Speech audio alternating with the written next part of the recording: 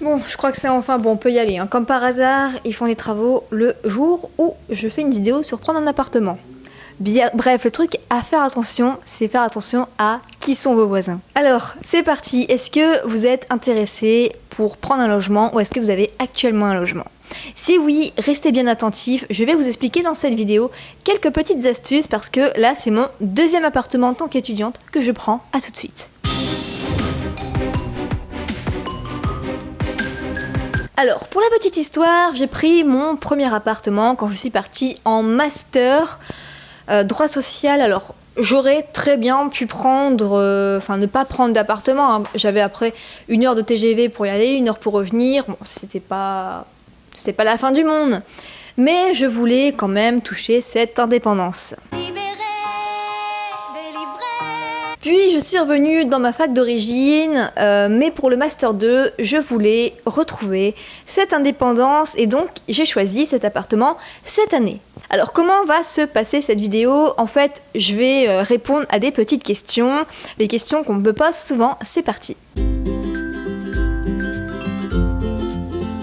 Alors, j'ai trouvé mon appartement sur Le Bon Coin. Pourquoi sur Le Bon Coin ? Parce que c'est là qu'on regroupe ce qui est annonce particulier et annonce professionnelle. Et c'est là-dessus, pour moi, c'est la plateforme la plus connue où on se dit d'instinct qu'on va mettre notre appartement dessus. Donc vous avez vraiment plein de choses à voir. En plus, vous pouvez régler selon le loyer, la superficie, meublé, non meublé, etc. Donc c'est pas mal. Mais après, n'hésitez pas à aller voir aussi en agence parce que, petit secret comme ça entre nous, les agences se gardent sous la main en fait les meilleurs appartements et vous pouvez trouver quand même des super trucs.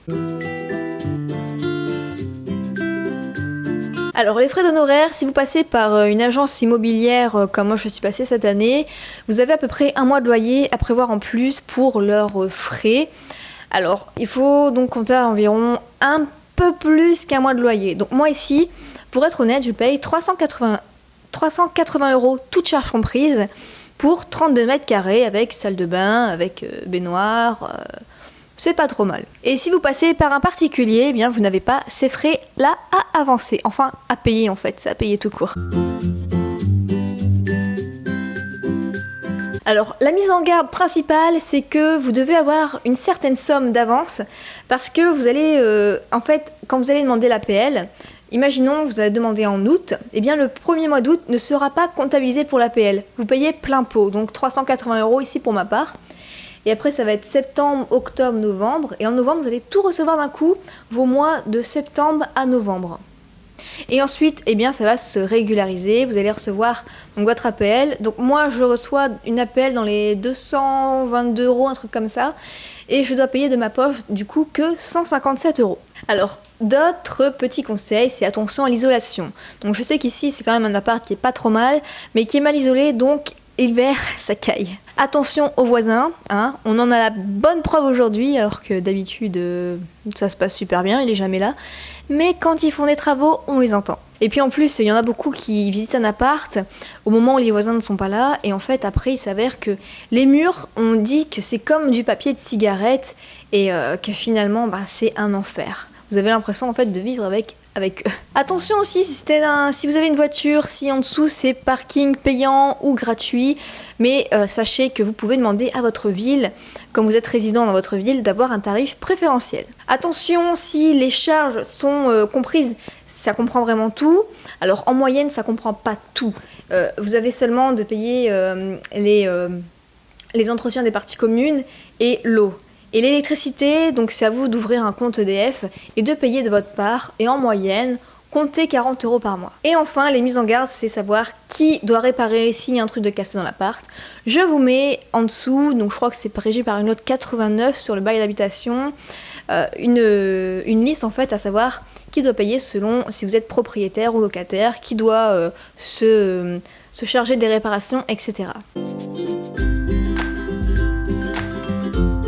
Alors la coloc, moi je suis contre, après ça dépend vraiment de la personnalité.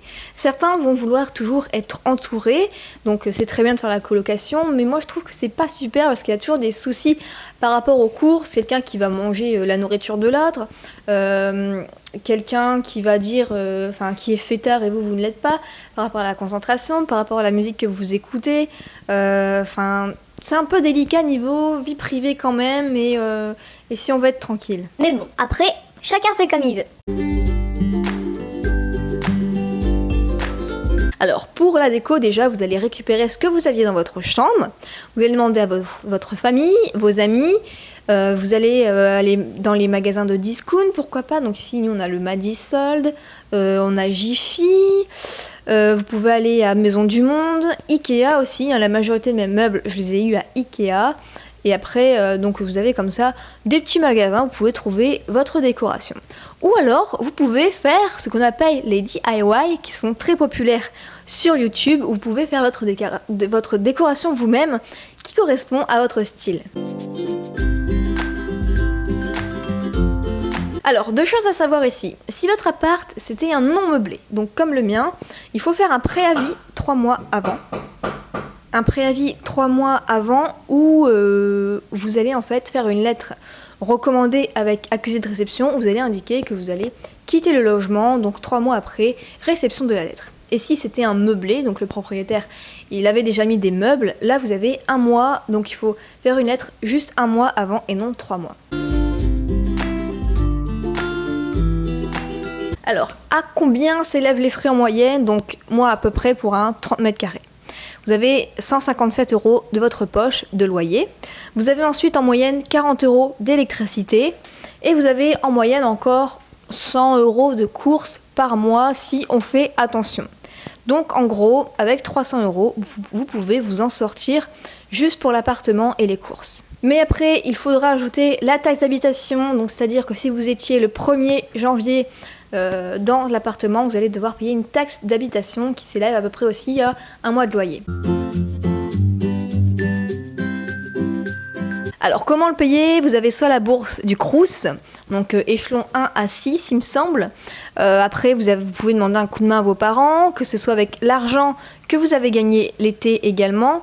Ou enfin, vous faites comme moi, c'est-à-dire que vous gagnez de l'argent déjà sur Internet grâce à l'affiliation. Alors, si vous ne connaissez pas mon autre chaîne qui s'appelle Booster ma vie, j'aide les personnes à devenir auto-entrepreneurs sur le web. Donc si vous êtes intéressé par ça, vous pouvez aller y jeter un œil. Et en plus, j'offre gratuitement mon module 1 sur l'affiliation, donc c'est-à-dire quand vous n'avez pas de temps en fait pour créer des produits, les vendre et gagner une commission.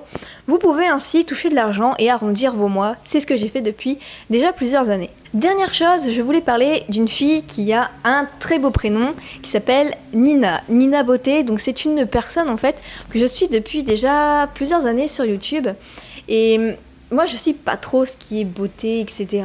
Mais là c'est une fille qui est vraiment très simple. Et donc je vous encourage à aller voir sa chaîne, elle le mérite. C'est pas quelqu'un qui est avec tous les trucs superficiels, etc. C'est vraiment une fille simple qui vous montre comment elle est, qui dégage certaines valeurs dans ses vidéos. Donc vous pouvez aller voir ici, cliquer ici ou dans le lien en dessous. Et moi je vous retrouve dans une prochaine vidéo. Si jamais vous avez des nouvelles astuces, des astuces qui n'ont pas été citées dans cette vidéo, ce sera avec plaisir de savoir.